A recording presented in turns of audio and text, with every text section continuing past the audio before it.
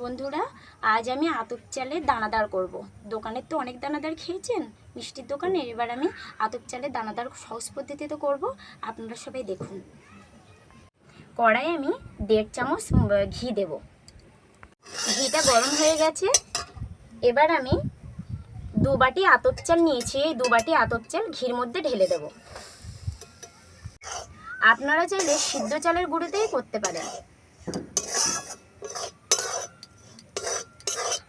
ঘির সাথে চালের গুঁড়োটা ভালো করে মিক্স করে নিতে হবে, ভালো করে ভেজে নিতে হবে। আতপ চালটা ভাজা হয়ে গেছে, এবার আমি নামিয়ে নেব। আতপ চাল 2 বাটি নিয়েছি, তাই আমি 1.5 বাটি দুধ নেব। দুধটা জাল দিয়ে একটু ঘন করে আনতে হবে। আর 1.5 চামচ ঘি আমি দুধে ঢেলে দিলাম।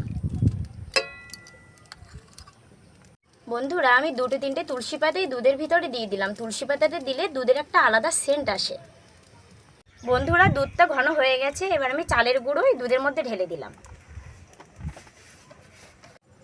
বন্ধুরা, দুধের সাথে আমি জাল দিয়ে এরকম ডো করে নিতে হবে, ডো করে নামিয়ে নিতে হবে। বন্ধুরা, এবার আমি নামিয়ে নিলাম। এবার আমি 3 চামচ গুঁড়ো দুধ এর সাথে মিশিয়ে নাড়ু করে নেব।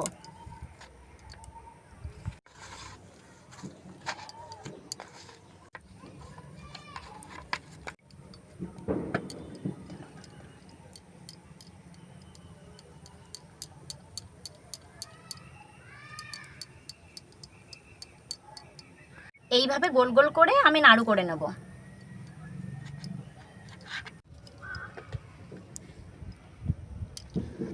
বন্ধুরা, দানাদারের নাড়ুগুলো সব আমার তৈরি করা হয়ে গেছে। বন্ধুরা, 1 বাটি চিনি আমি কড়াই দিয়ে দিলাম। 1 বাটি চিনি দিয়েছি বলে আমি 1 বাটি জল দিলাম। 4-5টে এলাচ আমি এর ভিতরে দিয়ে দিলাম। বন্ধুরা, চিনিটা গলে গেছে, এবার আমি দানাদারের নাড়ুগুলো চিনির মধ্যে ঢেলে দেব।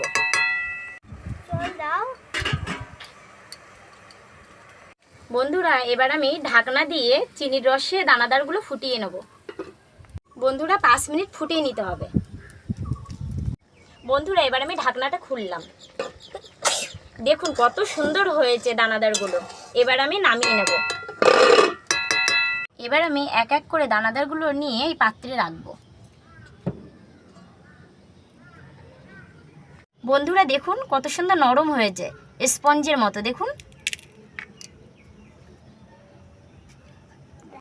একটা পাত্রে আমি চিনি ঢালবো। এবার একটা একটা দানাদার নিয়ে চিনি মাখিয়ে নেব দানাদারে গায়ে।